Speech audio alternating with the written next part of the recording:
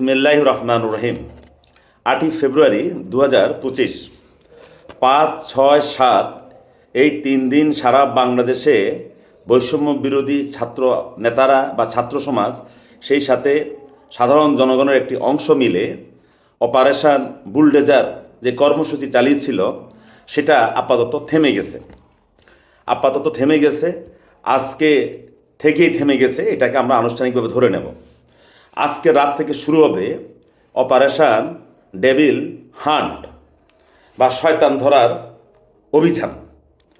তো যে কথাটা বলছিলাম, যে কথা বলার জন্য আজকের এই ভিডিও, সেই কথাটার মূল বক্তব্যে চলে আসি আমি। সেই কথাটা হলো যে আওয়ামী লীগের যে সকল ফ্যাসিস্ট নেতা বিভিন্ন জেলাতে, বিভিন্ন উপজেলাতে ছিলেন, তাদের বাড়িঘর ভাঙচুর বৈষম্য বিরোধী ছাত্র সমাজ কেন করতে গেল, এটা অনেকের প্রশ্ন। কারণ আওয়ামী লীগের সেই ফ্যাসিস্ট নেতা যারা, তাদের বাড়িঘর তো আওয়ামী লীগের যারা সাধারণ খেটে খাওয়া কর্মী, মাঠের সমর্থক, তারাই ভাঙচুর করার কথা ছিল। কথাটা একটু অবাক লাগলেও আমি সত্য কথাটাই বলছি। আপনারা শুনলে, যারা জানেন তারা তো জানেন, যারা রাজনীতির অন্দরমহলের খবর জানেন না তাদের জন্য একটু বলে রাখি। বিগত দিনগুলোতে যখন স্থানীয় নির্বাচনে নৌকা প্রতীকটা বরাদ্দ করা হলো, যে প্রতীক নিয়ে নির্বাচন করবে, তখন আমরা দেখেছি বাংলাদেশের বিভিন্ন জেলায়, বিভিন্ন উপজেলাগুলোতে ইউনিয়ন পরিষদের মেম্বার এবং চেয়ারম্যান এবং উপজেলা নির্বাচনে নৌকা প্রতীক নিয়ে একটা জমজমাট ব্যবসা হয়েছে। দেখা গেল যে কোনো একটা ইউনিয়নে 5 জন লোক চেয়ারম্যান প্রার্থী, 5 জনে নৌকা প্রতীক চায়। নেতারা এটাকে কুরবানির গরুর মতো টেন্ডারে দিয়েছে, যে বেশি টাকা দিয়েছে তাকে তারা নৌকা প্রতীক দিয়েছে, বাকিদেরকে তারা নৌকা প্রতীক দেয়নি। কোথাও কোথাও প্রশাসনের সাথে হাত করে যারা নৌকা প্রতীক পান নাই, তারা প্রশাসনকে হাত করে নিজেদের যে জনপ্রিয়তা সেটা বহাল রেখেছেন প্রশাসনের সহযোগিতায়। আর বেশিরভাগ ক্ষেত্রে যারা নেতা, যারা টাকা নিয়েছেন, তারা প্রশাসনের সাথে মিলেমিশে ওই যে টেন্ডারে যিনি সবচেয়ে বেশি টাকা দিয়েছেন তাকে তারা নির্বাচিত করেছেন।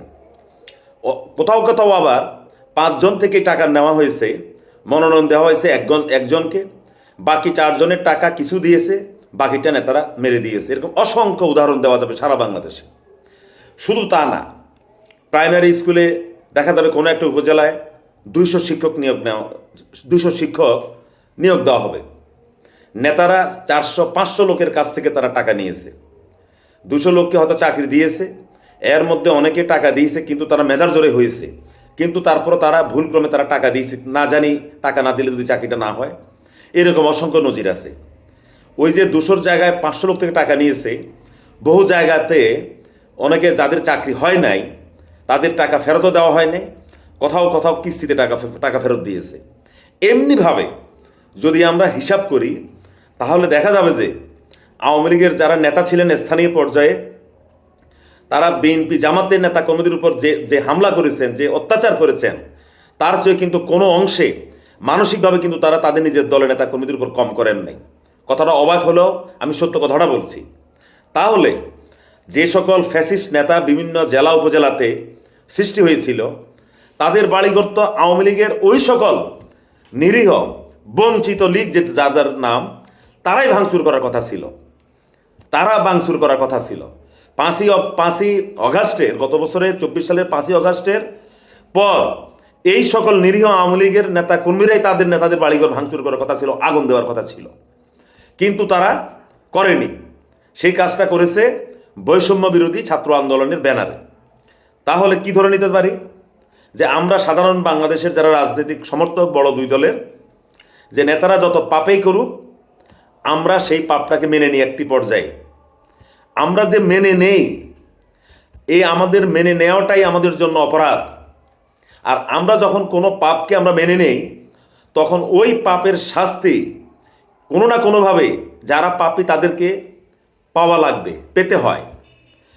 আজকে সারা দেশে আওয়ামী লীগের যে স্থানীয় ফ্যাসিস্ট নেতা, তাদের এই বাড়িঘর ভাঙচুর হয়েছে বৈষম্য বিরোধী ছাত্র আন্দোলনের ব্যানারে, যেটা হওয়ার কথা ছিল সাধারণ আওয়ামী লীগের নেতাকর্মীদের দ্বারা। এতে কি হয়েছে যে সাধারণ আওয়ামী লীগের নেতা কর্মীদের যে ক্ষোভ ছিল মনে মনে সেটা চলে গেছে কারণ তাদের কাজটা বৈষম্য বিরোধী ছাত্র আন্দোলন নেতারাই করেছে।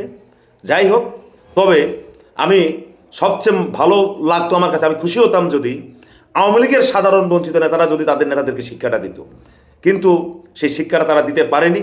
আমরা সাধারণ কর্মীদের বঞ্চিত যারা নিরীহ মাঠ পর্যায়ের যারা নেতাকর্মী তাদের ক্ষোভের বহিঃপ্রকাশটা আমরা এই জাতি দেখতে পাইনি বৈষম্য বিরোধী ছাত্র আন্দোলনের নেতাদের কারণে। ধন্যবাদ সবাইকে।